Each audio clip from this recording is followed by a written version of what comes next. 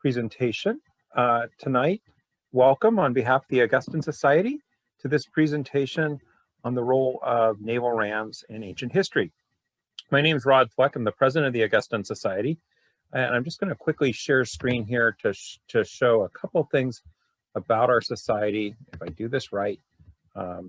And our society has been around since the late 1950s, and we focus on the issues of heraldry, genealogy, nobility, royalty, and history. And with the name the Augustan Society, it has been very much focused on ancient history up through the 1700s. And the idea being that we try to fit the needs and interests of our members. The society is centered, our headquarters are currently in Orlando, Florida, but we have members all over the world. And it was known for its library and genealogy and its library collection. The library is still in there, available to members, but most of its items are just now being cataloged after 50 or 60 years. Some pretty remarkable collection items are in our collection, and if there's a certain area, we can help with that. We started the lecture series about mid-summer, mid-COVID, and been very fortunate to have had different people who are emerging scholars and experts in their field participate in our lecture series. I just have to admit a whole group of folks. So, so a large area for my recruitment has been on Twitter. There have been quite a lot of ancient historians that have been sharing their research, sharing their passions on Twitter. We've been very fortunate, and Stephen is one of those that when we approached after he did a couple posts on Roman rams, that we were like, hey, could you do something for the society? So we're very grateful and blessed that he's able to do that. If you're wanting to see a couple of our previous lectures, we have a YouTube page, and I'm going to just quickly try to see if I can show that. If I'm sharing screen right, in theory, you might see this. Otherwise, I have to stop share and then start again. And feel free to just look on YouTube, the Augustan Society. This is being recorded. That's where we'll post this. So you can also share it with other members. Our format tonight is I'm going to hand it over to Stephen, let him do a little bit of his own bio due to some problems I had with my day and my real life job. And then he'll do his presentation. Save your questions to the end. Try to keep yourself muted during this. That'll make the feed work a lot better for everybody involved. And then at the end, I'll help try to facilitate the questions. We'll let folks, raise your hand or in the chat, and we'll try to make sure we get as many of those as we can. So with that, Stephen, truly grateful. I'm extremely excited because this has been an area of interest for a group of us on Twitter. And so when he was like, yes, I'll do this, it's been kind of like the one thing that's gone right in January so far. So with that, it's all yours, and you should be able to share the screen, and I'll make that possible for you. Yes. Okay, you should now at this point be able to do what you need to do.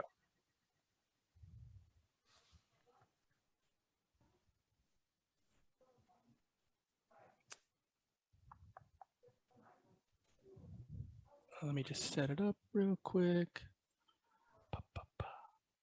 Can you see the slides? Yes. Good. Okay. So, good evening, everyone. I'm excited to be giving a talk to the Augustan Society, and I wanted to thank their members and, of course, Rob Fleck for setting this up. He's been active on Twitter, like he said, contacting people and reaching out, and I see him all the time doing retweeting historical things. So I love that kind of stuff. So big thanks to the Augustan Society. So my name is Stephen DeCasien.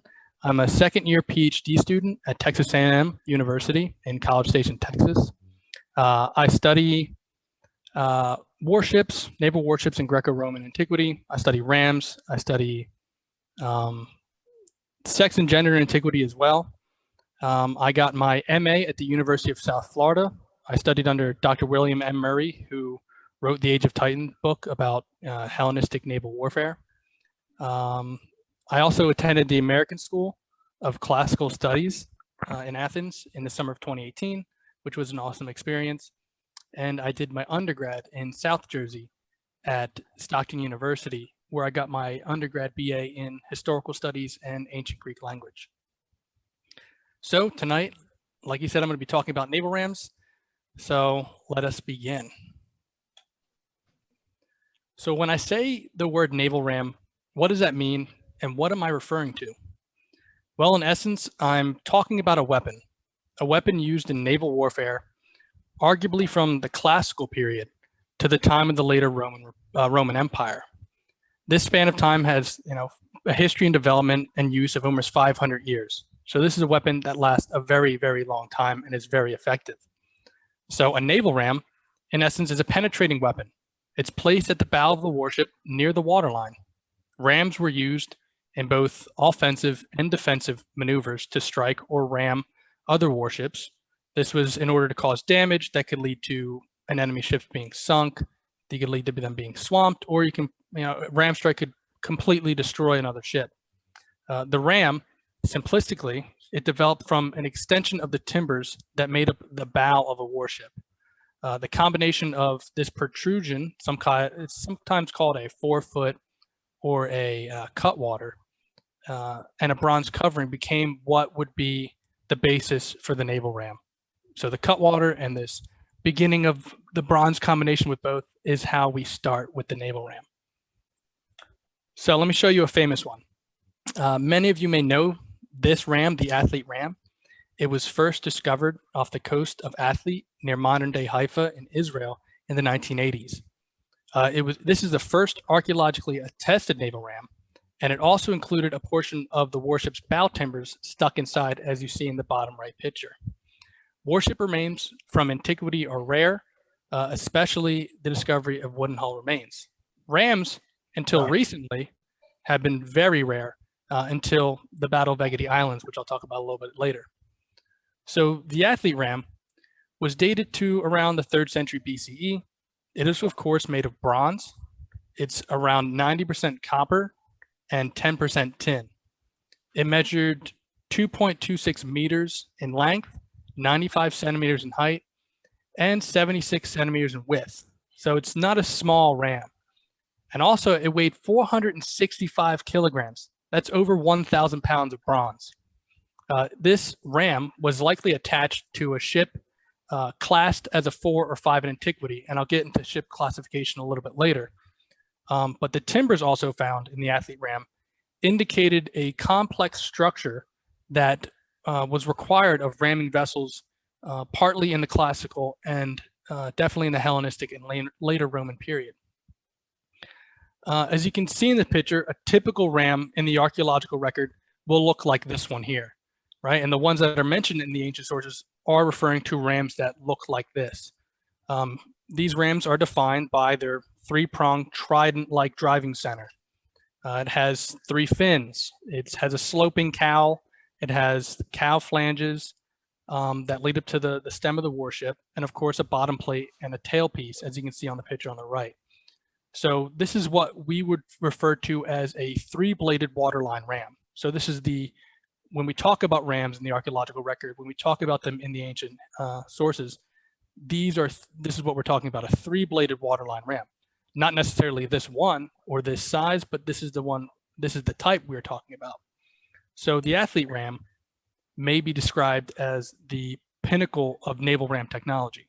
It was a true 3-bladed waterline ram that was casted to the highest standards, and it was clearly made to withstand blow after blow, not only on an opponent's warship, but also it could strike prow to prow, and it could even hit an enemy ram to ram.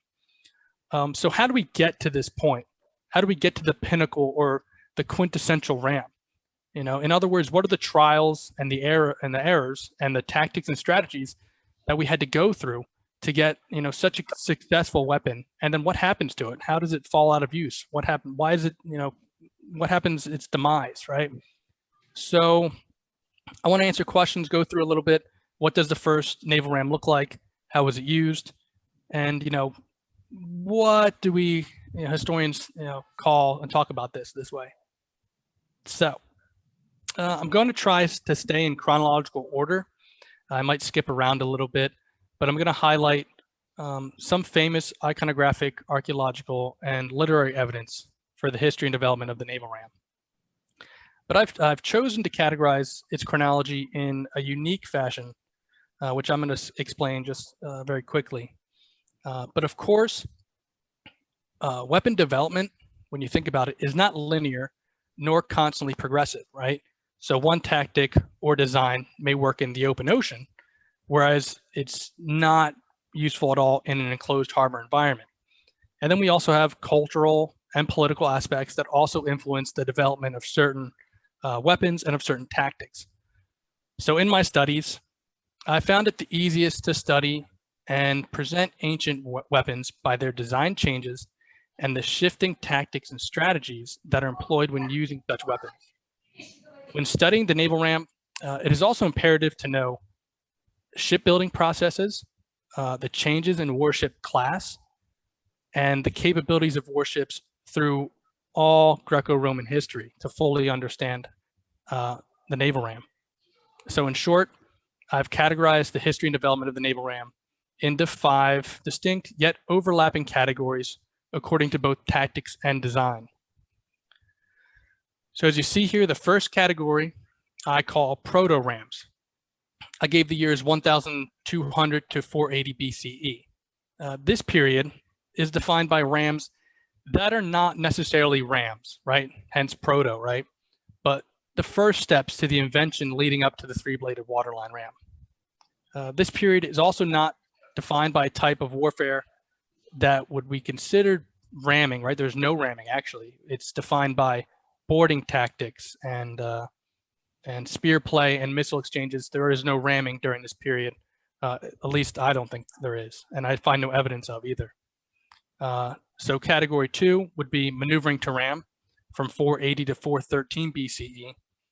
This period is defined by the invention and first use of the 3-bladed waterline ram, and also the evidence of its use effectively in battle. It's also defined, the title, by the tactic which is maneuvering to ram, meaning warships had to perform complex and daring maneuvers to gain position against their enemy in order to ram them. The third and my favorite category is frontal ramming and naval siege warfare from 413 to around 31 BCE. This period is defined by the creation of larger and stronger rams and larger and stronger warships. With these new innovations, right, of larger warships and larger rams, warships could actually frontally ram one another and also be used in naval siege warfare to break harbor traps and besiege coastal cities in the Mediterranean. The fourth category, prestige rams, is within the third category, but is unique, and I like it a lot, from 306 to 204. Even though this period is within the frontal ramming category, it is defined by rams that are not actually used in battle, but are made for the power and prestige of Hellenistic leaders, which I'll get into obviously when we get there. And then the fifth and final category is riverine rams from 31 BCE to 100 ACE. This period is defined by the end of larger ramming vessels, the end of the competition in the Mediterranean in terms of naval forces, and the changing focus of the Roman Empire from the Mediterranean to the rivers of Germany, Eastern Europe, and other bodies of water across the empire. So what is a proto-ram, right? First category. In my analysis, when I thought about naval rams, proto-rams are any development or iteration of the naval ram that comes before the invention of the 3-bladed waterline ram, like the athlete ram. So historians and archaeologists agree that, again, the 3-bladed waterline ram was the quintessential naval ram and the one commonly referred to in the ancient sources. So what do proto-rams look like, and where do they come from? How do we get to the 3-bladed waterline ram? Well, proto-rams are things like reinforced cutwaters. They're also pointed extensions of the bow covered in bronze. We have blunt-ended bronze coverings, and then we have something called a boar's head ram, which is not, in my opinion, an actual ram. And then anything else depicted in iconography or in the ancient sources before 480 BCE would be, in my opinion, a proto-ram and not an actual three-bladed waterline ram. So this period from 1200 to 480 BCE is also defined by a style of warfare that is typical in most periods, which is boarding tactics, right? Boarding tactics are complex in their own right and are not exactly the same as land warfare, as some of the ancient sources say and modern scholars argue, but it's definitely not the same as fighting on land. However, boarding tactics typically, and especially in this period, since there are none, do not require a ram, as the point is not to ram and sink your enemy ship in this period, but to take their ship by sheer force. So where do proto-rams come from? Let's go back to the stories of Homer, right? Particularly the Iliad. Everyone knows that one, right? In Homer's Iliad, over 1,000 warships are sent to conquer the city of Troy. But not one of these ships is mentioned to have a ram or anything resembling a ram at their bow. There are a few mentions in naval warfare in Homer's epic, but these are not typical, or we actually don't really see boarding in either the Odyssey or the Iliad. What we have is a few naval pikes. They play with naval pikes. They fight near the beaches, right, in the Iliad. So what Homer's epics actually show us is that we know that naval rams didn't exist in 1200 BCE, or even after, when the Homeric poems or the Homeric epics were being written, right? But what we do have in Homer, which is very important, are warships, right? Warships, evidenced by Homer and in Homer's epics, made in the shell first technique, which is very important later on for the construction of warships, but they're made shell first and with sewn or laced joinery.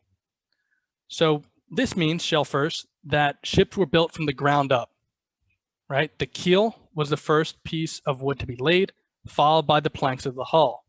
The planks of the hull were then all joined together by drilling holes into corresponding planks and then lacing them or sewing them together.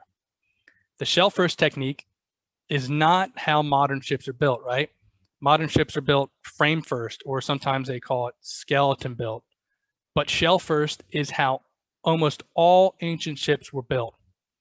However, sewn or laced joinery, as we see in the Homeric epics and during this period, is too brittle and weak to support any type of effective ram or ramming action.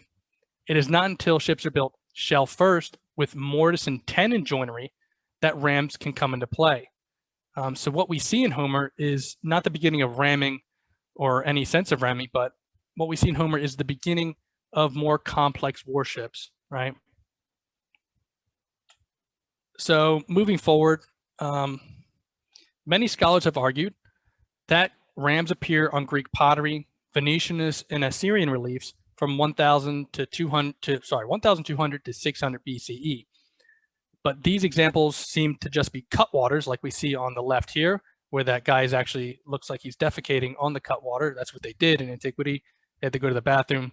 They'd walk up to the front of the ship, which is a cutwater, which just, again, a cutwater is just a wooden extension of the bow that cuts through the water. You can see him there relieving himself, right? But on the warship on the right, we know it's a warship, right? It's got a slender build. It has oars. It has a sail. It has a nice curved stern with a nice bow. But some have argued that that black extension on the image on the right is actually a ram. But there's no indication that this is a ram. And even during this period, again, we have sewn warships, right? These are not ramming warships. That black extension has no evidence of being a ram, or that ship itself has no evidence of being capable of ramming. So a lot of warships during this period are also depicted, all warships during this period are also smaller than a trireme, right? I'll talk about triremes in a little bit. Triremes we call threes. Modern scholars call them threes. So we have in Homeric epics and before the invention of the trireme, pentaconters, certain triconters, etc. So why is it important that we see these and that they're not triremes? It's because the invention of the three-bladed waterline ram comes basically hand in hand with the advent of the trireme. So it's safe to say that any ship that is, in this period that doesn't depict, obviously, a trireme is not a ramming vessel. So let's give more examples, right? Because we want to know, how do we even get to the ram still, right? We talked about cutwaters, right? These are extensions of the bow. We talked about, that little black extension on that warship, right, is just to go through the water. So let's turn to the relief on the left, the painting in the middle, and the piece of pottery to the right. Again, if some people have argued that these depictions depict rams, but again, I would argue that they do not, as they don't meet the qualifications for a vessel that could ram, or even a covering or cast that could be ram itself. So as you can see on the image on the left, there are two different ships depicted, right? On the right seems to be a merchant ship or a different kind of warship with at least 2 rows of oarsmen. On the left is clearly a warship, right? Defined by its 2 levels, its extended cutwater, we can see that, and its curved stern. And like I've said, some have argued that the warship on the left is able and capable of bearing a ram. Now, if we think about this again, warships are built shell first with stone joinery in this period, which I said ramming vessels cannot be made with stone joinery, or at least not effective ones. So another point to be made here is that what good is a pointed ram, right? It makes no sense, right? When you think about ramming maneuvers or ramming in general, it's literally a punch into the hull of the opponent. A pointed ram would not have been very precise, right? As the point and the nature of ramming, again, like, is to hit your opponent. So when you have a pointed ram, it would have to be very precise in its attack, because when you come across another ship in the water, right, there's constant movement. So a pointed ram would shear off on its own, right? It would have to be a standstill and just pop it like that. But that would make no sense. It would make the ship highly incapable of ramming, and also very dangerous to ram if there was such a thing as a pointed ram. The next image in the middle depicts 2 men on a warship fighting against a warship that we don't see somewhere else in the distance. But if you look closely at the bottom right, you will see that where the cutwater is, right, the extension of the bow, there seems to be a type of attachment to the cutwater. If you look closely, it's defined by it looks like 3 little tiny bolts that go across under the guy with the little hat on. So, again, this is not a ram. In my opinion, this is just a bronze covering, right? This is the beginning of, these are proto-rams, the beginning of what would become the naval ram. The bronze covering was probably used to protect the cutwater when it did engage in boarding tactics or got close to other ships, right? So one of the most vulnerable parts of a warship is actually the cutwater, because it's this extension of wood that comes out, and you really don't want it to fall off and have your bow come off and have water rush in through the bow. So I believe that early iterations of ram or proto-rams would be bronze coverings to help support the front of the ship when it did engage in battle, so that when ships did collide with each other, which is inevitable in boarding tactics, it would give it some type of protection. And then if you look at the image on the right, you'll see a Greek warship with 2 rows of oarsmen and a boar's head ram, as some have called it. Again, in my opinion, this is not a ram. The boar's head depictions are probably a thicker bronze sheath covering that is nailed to the cutwater. So therefore, it is not an integral part of the warship's construction. In this case, the timbers that make up the bow still do not reflect a ship that could ram, or at least ram effectively. So many of these boar's head ship depictions have small extensions, right? If you look at it, it has a very nice small extension, but it also has a smaller blunted end. For a ram, this makes no sense, or at least an effective ram, right? Because the point is to create a hole. A small blunted end is going to create a small hole in the enemy warship and not be that effective. Arguably, and in my opinion, this is as close as we get. And the last iteration of these proto-rams, right, these reinforced cutwaters, these bronze coverings, this is as close as we get until the actual invention of the 3-bladed waterline ram as we know it. So, unfortunately, there are no warship remains or remains of these so-called proto-rams in the archaeological record. However, what we do have is the mention of proto-rams in the ancient sources. Herodotus mentions the Greek term embelos, right? Embelos means ram in Greek or ancient Greek. In this passage, he uses embelos when he's describing the Battle of Alea in 540-535 BCE. So the passage reads as follows, right? The Phocians also manned their ships, 60 in number, and met the enemy in the sea, right? They engaged and the Phocians won. Yet it was only a kind of Cadmean victory, for they lost 40 of their ships, and the 20 that remained were useless as their rams were twisted, right? The term embelos, which means ram, as used here, in my opinion, doesn't actually mean a three-bladed waterline ram, but a proto-ram. So if we look at the literal translation of embelos, it means to throw in, right? So I think that when Herodotus is writing his piece here, that he thinks, or he's using a term that he knows, right? A ramming, a two-ram term, but what he's actually talking about in this battle is not the three-bladed waterline ram, but just the front of the warship that was used to throw in. And also, we have this odd term that he uses where it's actually twisted backwards. So waterline rams are, strong casted, effective ramming weapons. If, the high rate of failure here, right, they lose how many? They lost 40 ships, right? And 20 that remain were useless. The rams are twisted back. So, it's hard to imagine that Herodotus is using the word embelos or actual ram to designate a ram based on the failure rate of this battle. It must have been a ram or in the early stages of development. This period that we're talking about here, the 500s during this battle, is not the period that corresponds with the age of large bronze casting in Greece, nor the widespread use of mortise and tenon joinery, right? So that's what I said. We need mortise and tenon, shell first, mortise and tenon joinery, and well-casted rams to have the come about of the three-bladed waterline ram, which we do not have in the 500s.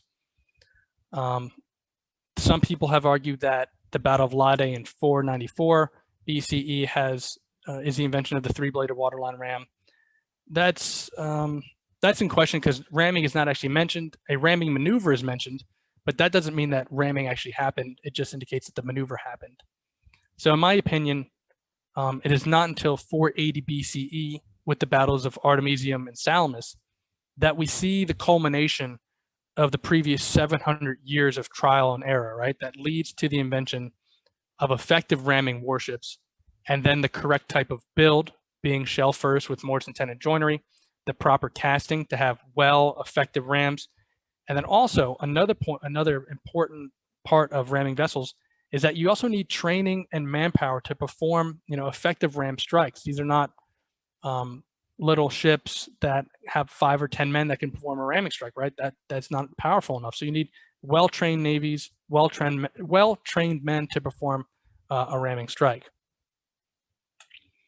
So now we can move on to the maneuvering to ram category and the invention and use of the three-bladed waterline ram, which is the style and design, like I said, that is used from this period until their demise in the Mediterranean. So as you can see, an example of this of the three-bladed waterline ram on the right. This picture was taken in the Piraeus Museum in Athens. It is a three-bladed waterline ram, and it may or may not come from a trireme dating to the 400s BCE.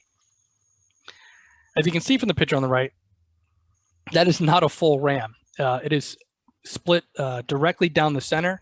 So either it was damaged during a sea battle, or it was time itself just got to it. But it is one of the only examples we have of a Greek ram from Athens, at least.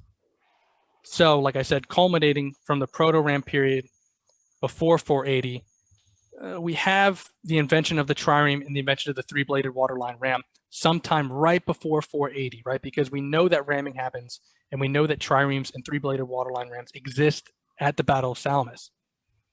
So the combination of trireme and three-bladed waterline ram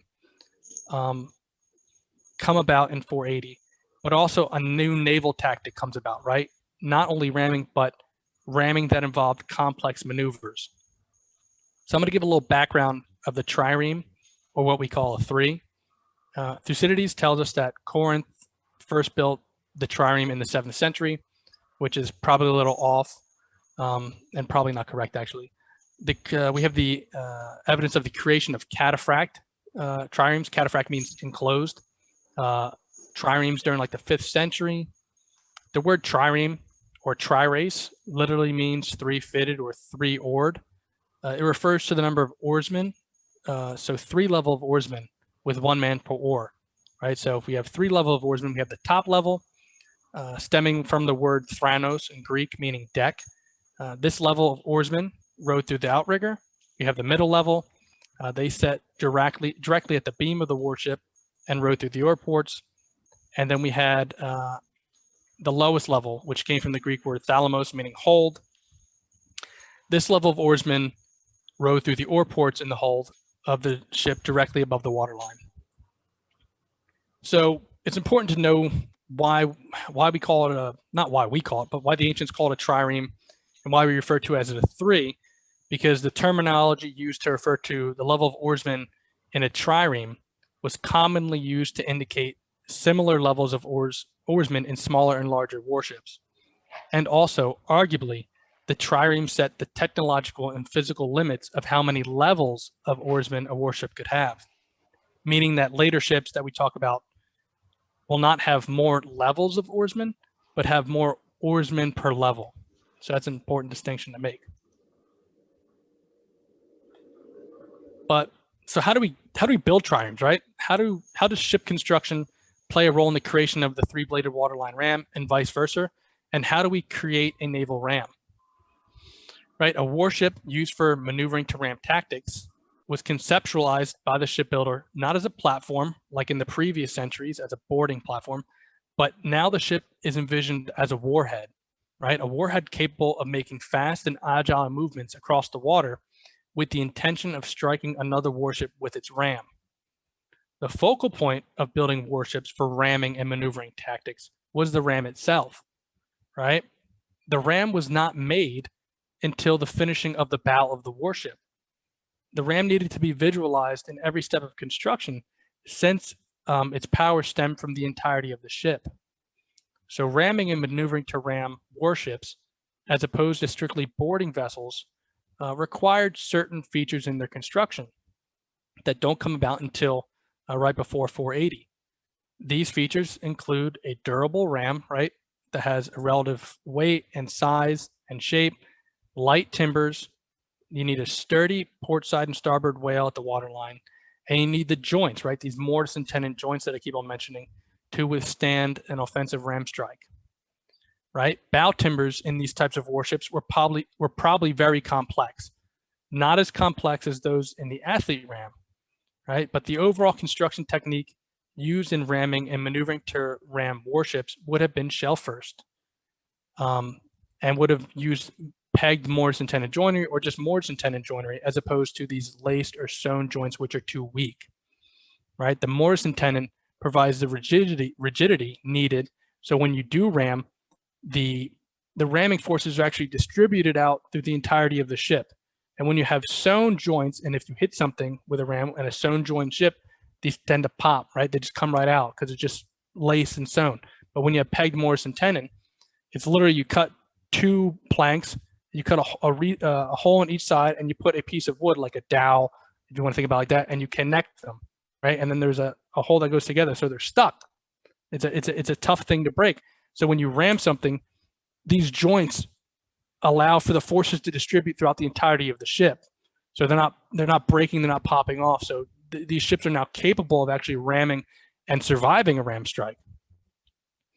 So as for casting a ram for these ramming vessels, scholars first thought that rams were cast in an old method called sand mold method, which is evidenced in the medieval period, but there's actually no evidence of this in antiquity.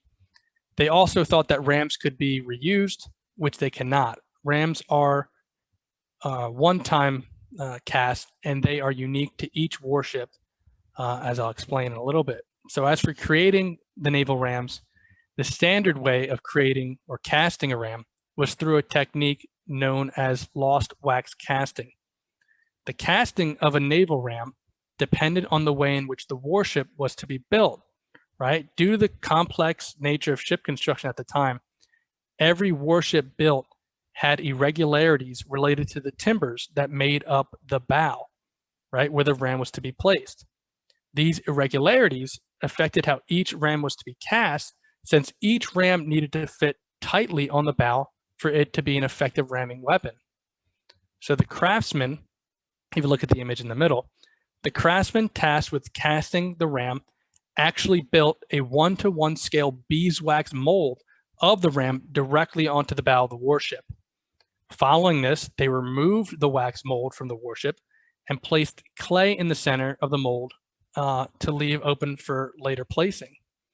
A complex system of iron rods and tubes were added to the wax mold to allow bronze to enter and the mold to release gases created during the casting process, again, as you can see in the image in the middle. This mold was, this beeswax mold was invested in with refractory clay and placed in the casting pit. The craftsman then baked the mold to rid it of the wax and poured molten bronze into it. Once this was done, right, once after the mold cooled, the craftsman would break the mold and free the ram and lift it from that pit. So once this was done, they would trim off any excess bronze and correct any deficiencies to complete the shape of the ram. The final step was to take the ram out and attach it to the front of the warship.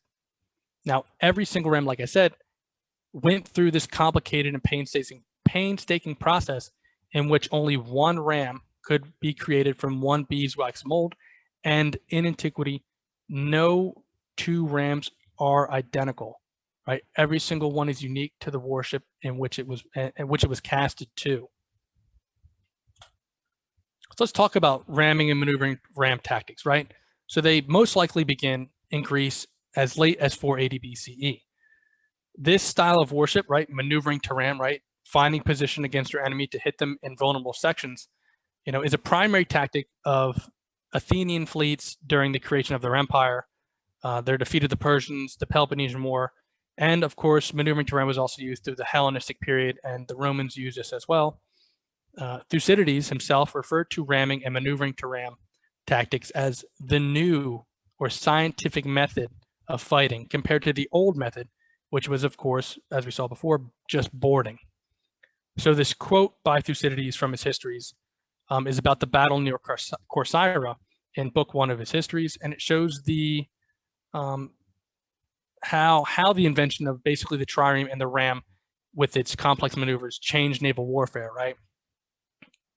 So I quote, like, the standards were now raised on both sides. The two fleets met and fought. The decks of both were crowded with heavy infantry, with archers and javelin men, right? These are not warships made for maneuvering to ram. They might be able to ram, but again, the tactic would be to board, right? For their naval arrangements were still of the old clumsy sort, right? More skill, more courage than skill was displayed, right? Skill referring to maneuvering to ram, and it appeared like a battle by land. So what Thucydides is getting at in this quote is that during his period, we have the invention of the trireme and the introduction of the three-bladed waterline ram. And in combination, the Athenians used them very effectively to outmaneuver their opponents and to actually ram them and sink them or swamp their enemy, the enemy ships. Whereas others, like the Spartans and the Corinthians, and sometimes the Syracusans, are still stuck in the old way, right? The boarding way. They're not used to ramming, or when they do participate in ramming, they can't get the right maneuver to hit the warship in a vulnerable section, right? So I just want to highlight, this devastating, the devastating effect of this new type of warfare, which is, again, ramming to maneuvering to ram, right? Athenians excel at this. So in this one example, we have, I quote, the Peloponnesians, they soon came up and they were singing a victory song as they rode. And then one ship was chasing down an Athenian ship which had been left behind. But in the distance, as you see in the picture, there happened to be a merchant vessel anchored, and the Athenian ship performed a peripleus, right, which is a type of ramming maneuver, where he actually hooked around fast around the merchant ship and struck the Peloponnesian ship, and actually caused dismay amongst those who are chasing, right? So the Peloponnesians in this battle had the Athenians on the run, and this one ship performing this one maneuvering to ram maneuver struck only one Peloponnesian ship and sent the rest of the Peloponnesian fleet in disarray. So ramming was simply striking an opponent's ship in a vulnerable section, right? The purpose of ramming was to cripple the opponent's warship by either disrupting the oarsmen or creating a hole to allow for the water to disable or sink the vessel. Ramming warships usually involved, as we said, complicated fleet maneuvers to achieve an effective ram strike, which we see talked about in the ancient sources, and that define this period. In this little chart I have the diekplus, which is a maneuver, right? Periplus, kyklos, anastrophre, right? Prow oppose, backing water, shearing oars. These are all parts of complex maneuvers or maneuvers on their own, which are employed by navies at this period to find the weak points, to search out the weak points of their enemy and strike them where they need to. So again, some of these fleet or individual ship maneuvers included tactics like the diekplus. The diekplus was a Greek naval term meaning to sail through and out. It was used by ancient authors to describe a common maneuver in which individual ships sailing together in line abreast or line ahead would attempt to break through a line of the enemy ships in a similar formation. The diekplus could also indicate a fleet maneuver in which multiple ships in line ahead formation could try to shoot the gap, as seen in the bottom left image. Right, all these, this diekplus maneuver is always used to get position on your enemy to ram them in a vulnerable section. The same is for the periplus, right? The periplus maneuver means to sail around. It was used by ancient authors to describe a common maneuver in which individual ships positioned on the outer flanks of the enemy would try to sail around in order to outflank and attack the enemy from behind. This maneuver was practiced by individual ships or fleets, and the quote before that I had is an example of this periplus maneuver. So another interesting maneuver that is used to ram or avoid being rammed is called the kyklos, which is a Greek naval term meaning to form a circle. It was used by ancient authors to describe a common maneuver when a group of ships would form a circle with their prows facing outwards, right? So their rams are facing outwards. The kyklos could be used in both defensive and offensive situations. In defensive terms, the kyklos denies the enemy to perform a periplus maneuver or a diekplus maneuver, right? Since you're in a circle, no one can shoot your gap really or go around you. The kyklos was also used in an offensive way. By leaving a few friendly ships in the middle of your own circle, you could dart out and strike a ship and back water, which the Athenians actually do in a few cases where they're surrounded. They form up in a defensive circle with their rams out, and they shoot one ship out. It hits and sinks one, and it backs water and comes back in. It's really, these are complex maneuvers. They take tons of training, right? But they're effective. The reason for the defensive success of the kyklos is that it put ships, friendly ships and enemy ships, in prow to prow or prow opposed positions, right? So we're talking that when warships look at each other in this period, they try to get around, they try to strike sides, but in defensive positions, they're always ram to ram, right? They're looking at each other nose to nose. And, you know, striking the enemy prow to prow in this period or ram to ram was unthinkable and dangerous, right? Because if you hit somebody ram to ram, you had an equal chance of destroying your own warship and the enemy's warship, right? So again, you know, you have all these naval maneuvers that define this period, the advent of the trireme and the three-bladed waterline ram, to go about and maneuver your way around your enemy to strike them with your ram and disable them. And it is not, the ships are not used to ram each other head on, right? We don't see this in 480 to 413. There's no, unless it's an accident, right? This is very dangerous. We have Thucydides talk to us about how the Athenians and Spartans would play a game, not a game, but they would, you know, see where they could get maneuver to each other to see if they could shoot the gap or go around, but they would face each other ram to ram because they knew that neither would charge face to face without getting better position. So the major change from naval warfare from the period of 480 and 413, which we just talked about, to the Hellenistic, is the use of warships in frontal ramming attacks and their use in naval siege warfare. So of course, maneuvering to ram tactics and triremes are still used in this period, but a new inventions come about. Larger rams come about, right? Better built ships come about. The first indications of the use of frontal ramming is during the Athenian siege of Syracuse in 415, 413, right?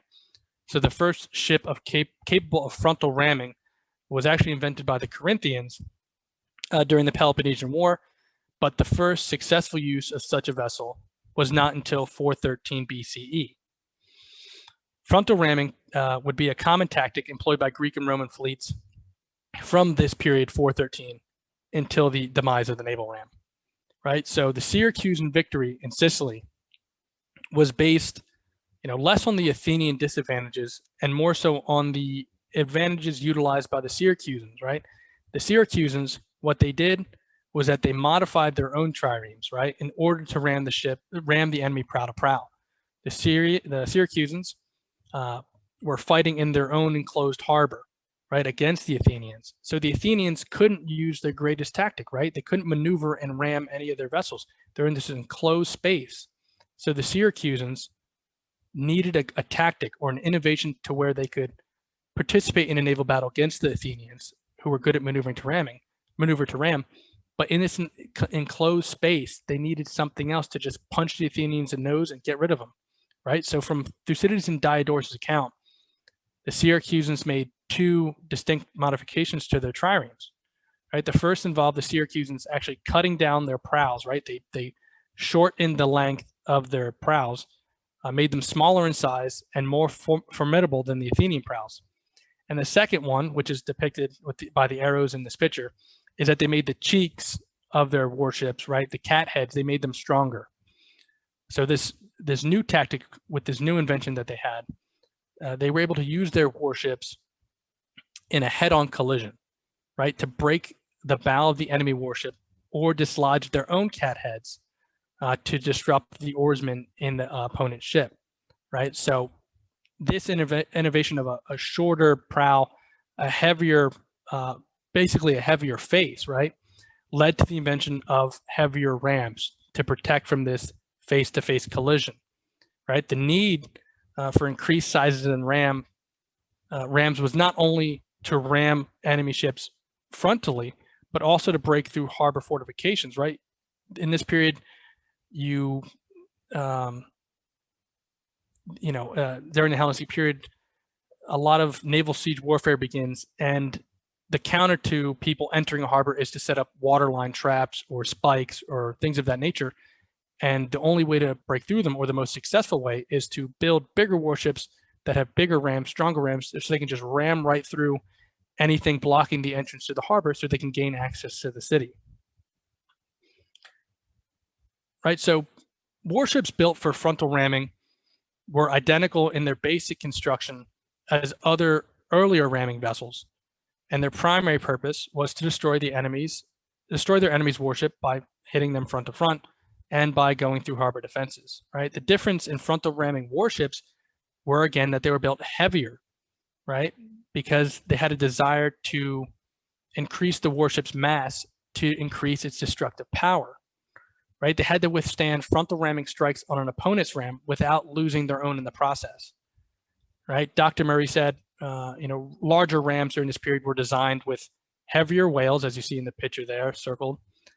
They required longer rams with deeper pockets, right, to house these massive timbers, right? But these frontal ramming warships also had to have better construction because the shock of a ramming maneuver went through the entirety of the ship, like I talked about, below and above the waterline, right? And naval siege warships needed to be able to frontally ram smaller vessels and also barricades while having enough sturdy space on the deck to allow for the additions of catapults and towers, right? This meant that vessels required the same type of construction that was used in frontal ramming vessels, such as large whales and rams, as well as a large deck, right? So some of these weapons were even built, like these large ramming and naval siege warfare vessels were built with two hulls sometimes, right? To accommodate these large siege weapons and to take the walls of coastal cities, right? These frontal ramming vessels had to be built to the highest standards since they served a dual purpose, right? To strike an enemy, to ram them frontally, and to besiege coastal cities, right? Their wooden structures needed to withstand the power of a ram blow and the weight of siege engines on their back, right? So we have, in the Greek and Roman world, warships began to be built in massive sizes to accommodate frontal ramming and naval siege warfare, right? And rams became bigger. These warships, we call them polyremes, from the Greek word polyrace. It means many oared, but this term never actually existed in antiquity. Only scholars use it to define warships bigger than a trireme. So you have a trireme depicted in the image of the left, again, defined by its 3 level of oarsmen.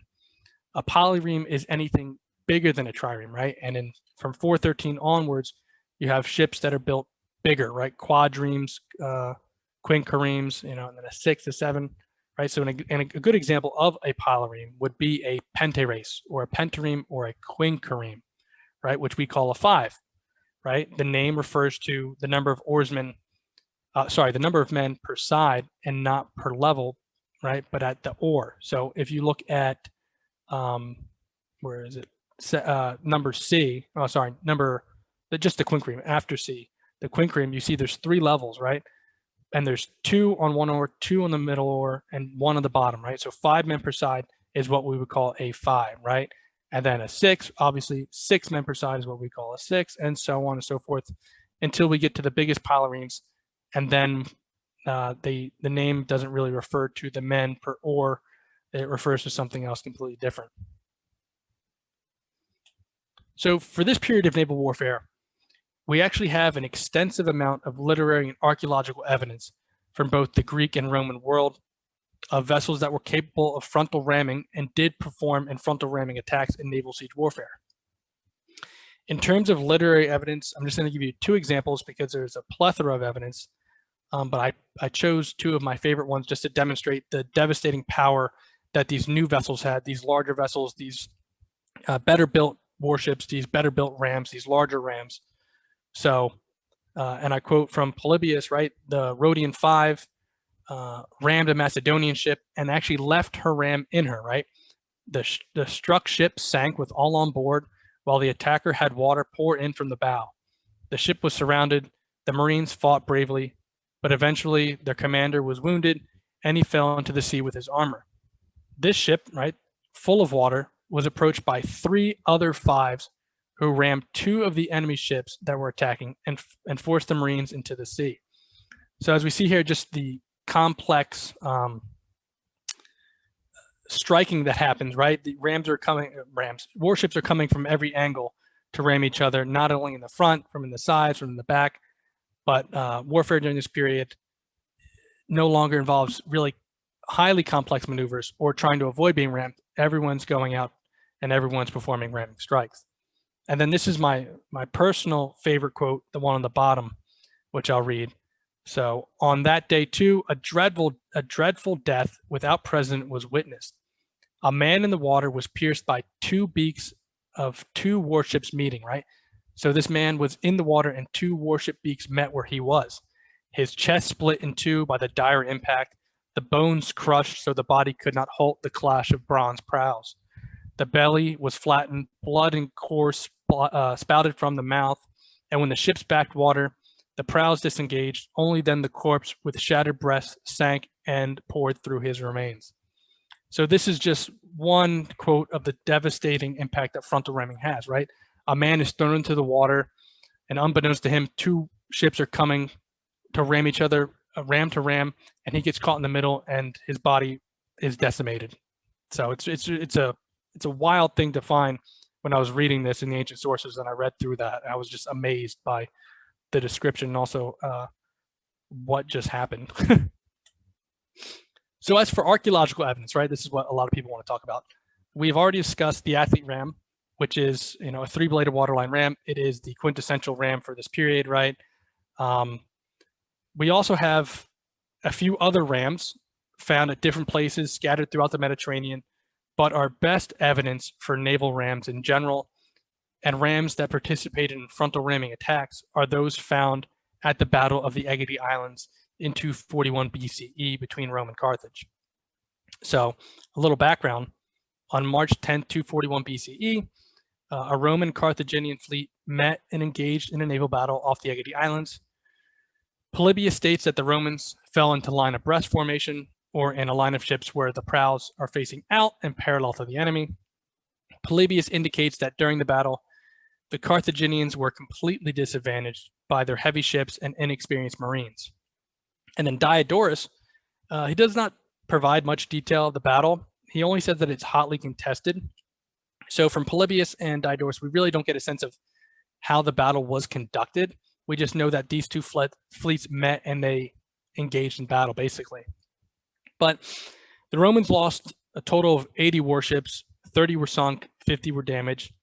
The Carthaginians lost 120 ships, 50 were sunk, and 70 were captured by the Romans. According to Polybius, who loves Rome, obviously, he says it was a miraculous victory for the Romans and resulted in Carthage eventually suing for peace, leading to the end of the First Punic War. Right, but at the bottom of the sea, at the Egadi Islands, RPM Nautical Foundation and the Superintendo del Mare, I can never say that, the superintendent of the sea, right, the archaeological head of Sicily, they found almost over 30 rams, right, from this battle on the seafloor. They're all almost perfectly preserved and come from both Roman and Carthaginian ships. Now, for the purpose of the development of the ram, it does show that Romans did indeed participate in frontal ramming strikes, and that their warships too, not only in the Hellenistic East, but in the West with Rome and Carthage, their ships, at least by 241 and before, were capable of frontal ramming, right? There are no other rams that we have in the archaeological record that show the same battle damage as those at the Egadi Islands, right? And this is clearly battle damage, it looks like, in my opinion, from frontal ramming strikes, right? In the top left image, we see that one of the fins is broken off. The bottom left image and the bottom right image are rams that are completely decimated, right? These are strongly casted rams on warships that are, built very well. So the only way that, in my opinion, that this type of destruction can happen is not by striking a ship in amidships or striking it at the stern, but in a prow to prow or even a ram to ram strike and a head collision, right? So this battle is our greatest evidence, not only for rams, but for frontal ramming vessels, for, they have the scatter. You can almost see the battle from underwater, right? When you just bring them to the surface, it is really something unbelievable to find a actual naval battle and its remnants right under where the ancient sources tell us. So now during all this chaos of the Hellenistic period, right, with these larger frontal ramming vessels and the Roman expansion between 306 to 204, we have rams that are not built for ships for quick maneuvering to ram like we had before, or even frontal ramming strikes or naval siege warfare. We have rams, large rams and multiple rams, just built for the prestige or personification of Hellenistic rulers, right? So from 306 to 204, warships are built not like the trireme or quinquereme, which we talked about, but warships like 11s, right? Even Ptolemy's 40, which is the largest warship to ever be built in antiquity, right? These warships were not built for necessarily warfare. They're built for intimidation and prestige, right? They were not built for actual fighting, but for psychological warfare, right? These warships were built with the intention of breaking the enemy's resistance without fighting by showing an unyielding amount of naval power through grand displays, right? Many of these vessels would have multiple rams, siege weapons, and a significant number of Marines on board. The first warships built for this purpose were those in the fleets of Alexander's successors, right? So Demetrius, Ptolemy II, Lysimachus, right? the largest warship built for this function of prestige and maybe intimidation is the Tesseraconte on the right, or the 40, right? Intimidation and prestige warships, they serve no other purpose than to scare the enemy, right, and promote the grandeur of the king. They must have been conceived by the shipbuilder as floating platforms, as they necessarily didn't need to engage in combat. Therefore, when we look at these ships, there's no standard dimensions. Many of them are one-time builds and have one-time rams that are casted for them, probably. Many warships constructed in this style were probably not even built for warfare, like I said. And if they did participate in some kind of warfare, they probably were highly, highly ineffective, right? Of course, they were all built shell first with peg mortise and tenon joinery. The unique aspects of these types of warships was their size, right? Because we're still debating, scholars, of how they actually built these massive ships. Did they have two hulls, right, indicated in the picture on the right, like Tesseraconte, right? Two ships with a spanning deck. Is that how they were built? Were they built, with a main heavy keel and two sister keels? Like I think Caligula's barge was actually built like that. So that's some actual archaeological evidence, right? But the Tesseraconte is a prime example of just like the Hellenistic excess, right? Where they build ships and rams for no reason, right? The Tesseraconte was 420 feet in length, had a beam of 57 feet, and had around 79 feet in height, right? It was a monstrous warship. It actually, in the ancient sources, it said that it never left the harbor in Egypt, so we know it didn't go into fighting. And actually, they tell us that it was dangerous to move. But the most amazing thing about the Tesseraconte, in my opinion, is that it had 7 naval rams, right? Which is just wild to think about. 7 rams on one warship, right? And it had thousands of Marines, of course, on board. And I believe in the ancient sources, the ship was actually not used in warfare, but for a wedding. So what happens to these, these massive rams and these massive warships that are so effective at taking coastal cities and destroying their opponents by frontally ramming them? What happened was Roman expansion and their failure of bigger warships with bigger rams to actually have a real effect on the outcome of naval battles, right? As we've seen in the ancient sources, just solely having large ships isn't effective, right?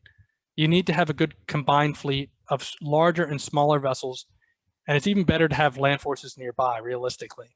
In the later Hellenistic period, with the expansion of Rome, less and less bigger ships are built, as they cost a lot of money to maintain, they cost a lot of money to build.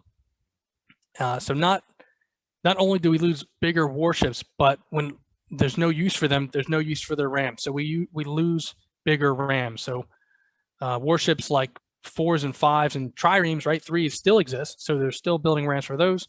But again, we'll never see large ships like we did during the Middle Hellenistic period, right? So the end of the use of the ram and the end of larger warships comes about in 31 BCE with the Battle of Actium, right? I think that the last Augustan Society lecturer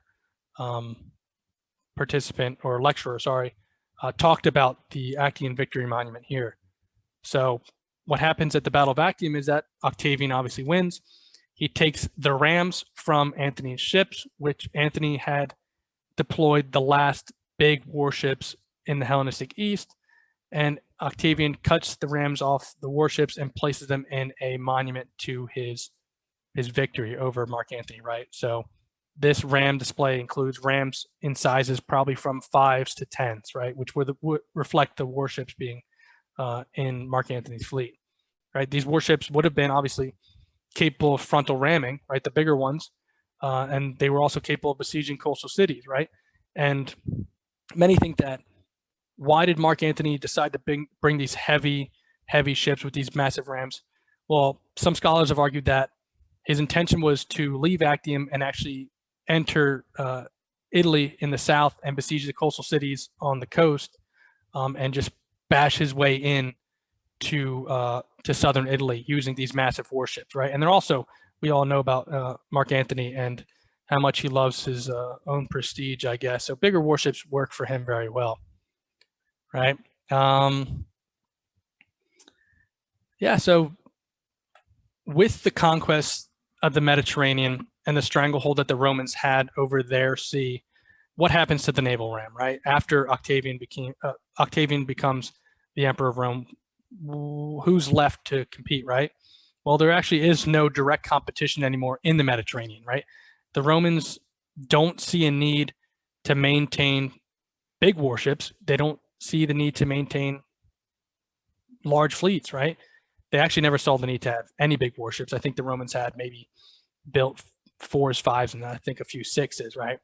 So after Actium, and from 31 to like 100 ACE, we have the disbandment of many of the Roman fleets, the retirement of many of their warships, right? They move away from focusing on the Mediterranean and focusing on to the rivers in Europe. We see from this image on the right where the fleet was occasionally found, right? Northern Italy, the Black Sea, right? We don't have the same type of competition or direct threat in the Mediterranean in warships that we used to. So there's no need to have ramming vessels, right? Because there's no one to ram. So why have rams, right? That's the whole point. So the Romans do send warships into the rivers, right? And it is my inkling that the first warships to be sent into the rivers of Europe probably did have rams on them. I'm not sure of any ancient sources that tell about ramming strikes in these rivers, but I would think that the first one to go in would have rams on them. But eventually the ram falls out of favor, right? There's no one to strike. So why have them, right? Design, as the ram fell out of favor, and ship construction and ship design and tactics and strategies changed, new weapons emerged in naval warfare to take its place, right? So I hope that you guys gained some information from this lecture and maybe an interest into warships and naval rams in the Greco-Roman period. I hope I gave you like a better understanding of ship construction and the importance of historical and archaeological evidence. There is a lot of information on this topic, right? I just gave you 1,000+ years of history and development, and I don't know how long I took, maybe 40 minutes, right? So I would encourage you to go out in the world and research on this on your own, or email me, and I will gladly give you a extensive bibliography. But there's so much to learn. There's so much more about not only warships and this and that, but just rams, right? Studying rams is more than just warfare. It's social, it's political, and that's what I really like to talk about and really get into. So thank you again for listening, and I would like to thank again Rob Fleck and the Augustan Society and its members for hosting this Zoom and bringing the study of naval rams to a larger audience. And I thank all the people who Zoomed in today. So I guess I'll give the reins back to Rod and take some questions. If you guys have any, you must have questions. And just, if you do have a question, unmute yourself. Feel free to ask it. I'll just say, Stephen, that was awesome to listen to. And I did post up the link to the lecture on the Nicopolis that you mentioned.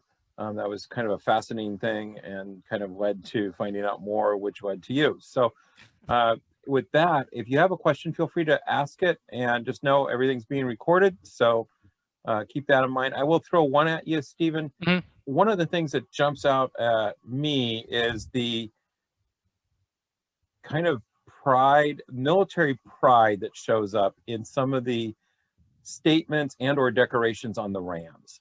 To me, that reminds me very much of the painted ladies on B-52s, or the notes written on guns from World War I, or cannons, etc. So is that just a common aspect you see throughout this whole time period? You are entirely correct in that point. We see in the athlete ram, they cast certain, it has a helmet on it, right, to indicate, certain warriors. I think there's a griffin on it to indicate the Ptolemies.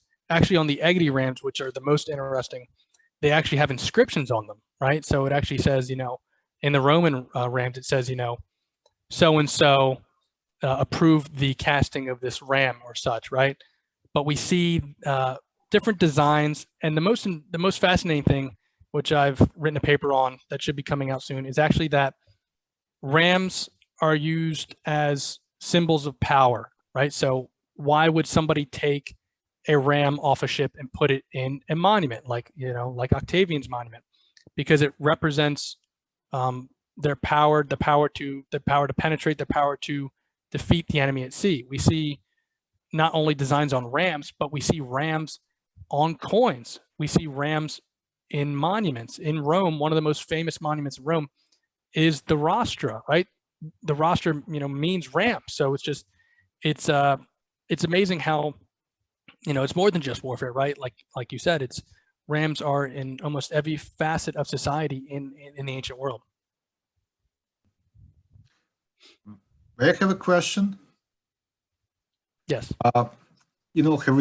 Horizontal ribs at the end of the ram are spreading. They are not converging, but they are diverging. And this is interesting because if you hit a wooden construction, I don't know if this discussed anywhere, but when you hit it this way, you are spreading the plank, which are on a opposite side of the ram, instead of having compressed. So it seems counterintuitive because you would prefer to be a blunt force, but you don't have a blunt force because in this case you penetrate, you share the copper on the side, and then you spread the wood so that the ship will sink. Am I right? And just or so basically we think that why does this design, right, these three blade design, why is it seen in through such a long period? It's because of that very reason, that when you have warships built with peg mortars and tenon joinery, right, the planks are stuck together.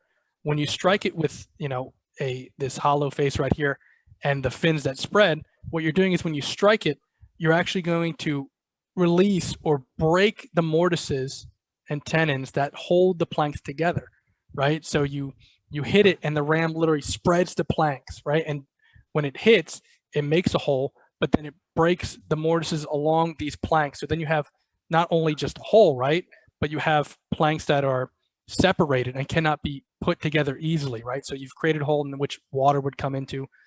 But you're entirely correct. The fins tend to go up and down, right, up at the top and bottom there, to support this breaking of the mortise and tenon planks. Thank you.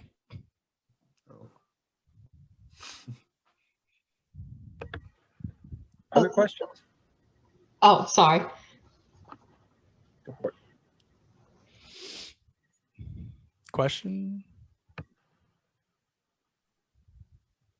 There's one in the chat from Maria. So Maria, did you want to ask your question? Oops. Well, I was just curious if the trident was thought of because of the connection with Poseidon, at first. And then when the other question came through, now I understand how it would split and make more damage. So I was just curious about why they picked 3. I mean, you clearly see on the picture left on the screen, they are depicted as tridents, right? So Right. there is a religious connotation to them in Poseidon and the trident. That's a common motif seen on almost all these rams. So it's like it serves a dual purpose, right? It's destructive, but it's also religious. I see. Thank you. I learned a lot. I really Thank you. enjoyed I hope so. Yes, really enjoyed it. So Stephen, I'm just going to follow up on Maria's. Then with the trident and the religious aspect, I mean, if you're using something like that as a weapon on your enemies, are you making them a sacrifice to Poseidon? I mean, I haven't thought about that, but I've not thought about that. That's a good question. I'm gonna have to think about that. Because you are penetrating the opponent's worship and basically subjugating them to your power, right? So if you did kill the Marines and make a hole and sink the ship, it might be, you know, a sacrifice to decide. But I don't think I've come across anything in the ancient sources Like that? talks about that. No, but I mean, it might be in, you know, we don't have a lot of the sources from the ancient world, so maybe it's in the back of their mind, or maybe it's, you know, this what is it? You know, a subtle discourse that they thought about at some point, right? Mhm. Good question. I got to think about that.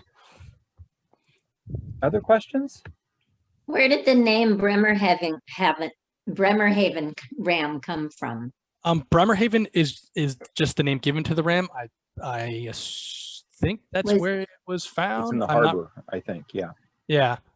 So like Piraeus Ram, obviously it's not a Piraeus. Oh. Bremerhaven Ram was Okay. found. Yeah. At the harbor of We don't have the Germany. name of ancient rams, obviously, if they even named the rams, which I don't. Oh, I see. I don't think they did. These are all these are modern names, right? So Egadi 1, Egadi 2, right? Founded Egadi, athlete, founded the, you know, athlete, etc. So So who had the first ram? Was it the Greeks or the Carthaginians or? we're not sure. One scholar, Samuel Mark, he argues that the ram, the three-bladed waterline ram, is strictly a Greek invention. He makes a good argument, but we're just not sure, right? That's why it's kind of iffy. Like, when does it actually come about? You know, what's even before the three-bladed waterline ram? There must have been something. That's why I call those proto rams, right? Right. So we don't. I would say Greeks, but I think that's very right, Greek centric, right? So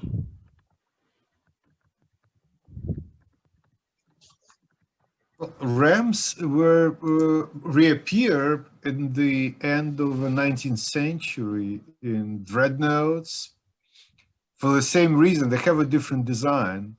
Mhm. And then you can consider a bulb on a contemporary ship, but they're not ram. They just to reduce drag because they are helped with the wave components. Mhm. So there is a less friction. So they're not for. I haven't really studied modern ships or modern warships, but I know that ramming does occur, but not with rams, obviously, and that ramming does happen also in parts of Asia and different battles in the Pacific, I believe. I have to do more research about that, but the ramming does occur there too as well. I don't believe they ever use it as to ram. No, not the. I'm not talking about like these rams. I'm talking about just ramming, like just hitting another vessel, right? So we have evidence that, you know, vessels obviously collide with each other, right? Purposefully, right? They run out of ammunition, etc. What's your last ditch effort is to ram, right? But not calculated, not purposeful, right? Yeah. Probably it still may make some sense, but hard to. I don't know why it was used again in the late 19th century. But it was used in World War One, but by the World War II, by the time World War II, there were no rams. I think newer you know, Lincolns or other huge ships, they will not have it because there is no point. Yeah, having them. So I mean, when they were designing the ships, they had to work out, you know, the weight, because these must have weighed quite a bit to put yeah. some ballast in the back of the boat or however. I Took mean, a lot of work. Yes, it's much more complicated than I put it. I tried to make it in simplistic terms, obviously, but you know, when these shipbuilders in antiquity, you know, they're experts, right? They know what they're doing. Warships have been built for thousands of years before this, so there is you know, it's a craft. It really is, and building these warships takes time. It takes money, and they really put, you know, I guess heart and soul into it, but they pay attention to the details, And, you don't want a warship that has weak planks or bad connections or a weak ram to go out, because if it does, you'll kill everyone on board and that's your fault. So. I have a quick question. Okay. So you talked about the rams being a symbol of power. During the prestige period with ships and rams were being built just to like show off, did this power become more obvious? Well, what do you mean by more obvious? Like did it become more prevalent in how they were building these ships, the symbolism of power? I mean, definitely when we get to the larger class warships, right, like the 40, it's not being built for any type of battle, right? People know, they know that this is just for, I can do this, I can build it. Let me put 7 rams on it that are probably not even built for this ship, right? Because, they're casted to the bow. You don't even have 7 bows on the ship like that. So we know that the later ones are built for prestige and psychological warfare. There's quotes in the ancient sources that talk about how, people asked Demetrius, I think it was, to show them his biggest warships, and he would parade them out in the water and show them, and they would be in awe, and they're like, oh wow, Demetrius, these large ships, he's such, he's a great conqueror, right? The besieger, so and so. So warships, larger warships, in my opinion, not only during the prestige period, have always been used as some type of signifier of political military power, obviously, right? The bigger weapons show off to your enemies, right? So did each ram on, like, particularly on these like huge ships where there's 7 rams, not 7, there's too many rams for the ship. Did each ram have a different significance, a different symbolic nature to it?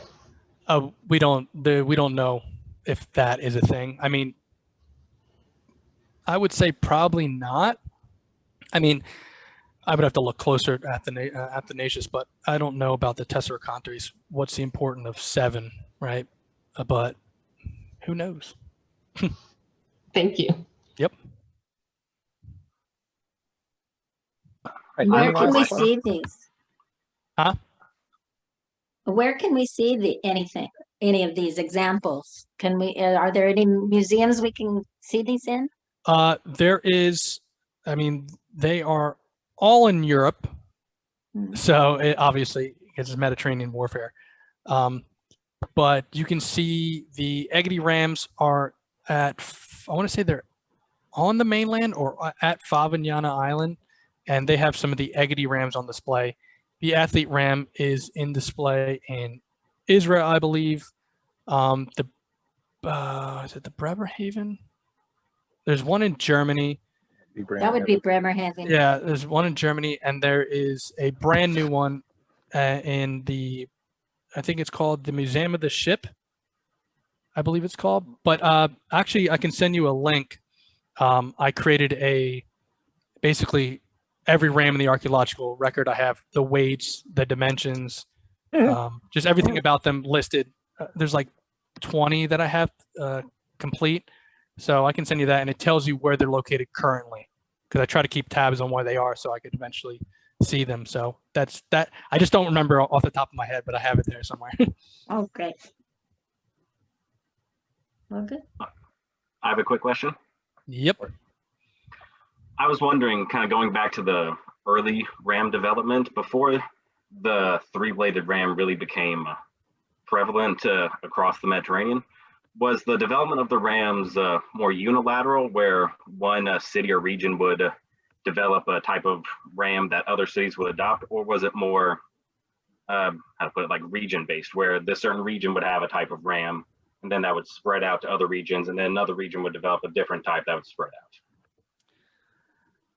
So the answer to your question is that we don't know.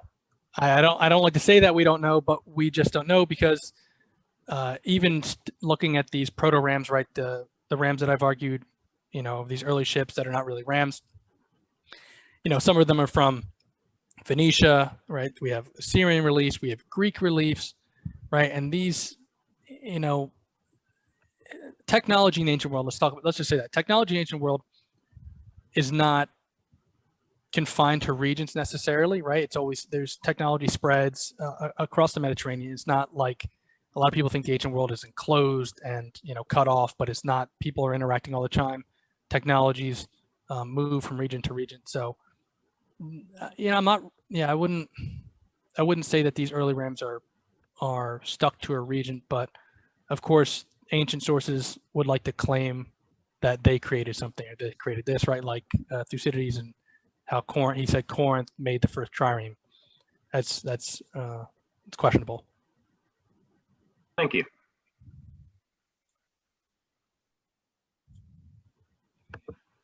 Well, folks, with that, I just want to say thank you for participating. Thank you, Stephen, for really an incredible evening presentation. And I'm not sure where February is taking us. There's a couple of folks I am trying to walk down. So I don't know if we'll be in the ancient world or in the ancient kingdom of Mercia or talking about Serapis. But That's cool. we keep trying to find topics that, you know, someone can say, oh, I'll learn about that and walk away and go, yeah, that was worth an hour or so. And I think each one has always been a delight. This will be posted on YouTube. When we're done, I'll get with Stephen on a couple of those links, and we'll add those to the comments. And that way you can go back and look at those as well. Enjoy your evening, folks. And Stephen, thank you so very much. I think I see a lot of smiling faces here. So I think you did really well. I hope so. Let's see. Well, I hope you guys learned something, and it was awesome talking to you guys, and appreciate the Augustan Society again. Okay, take care, folks. Have a good evening. Thank you.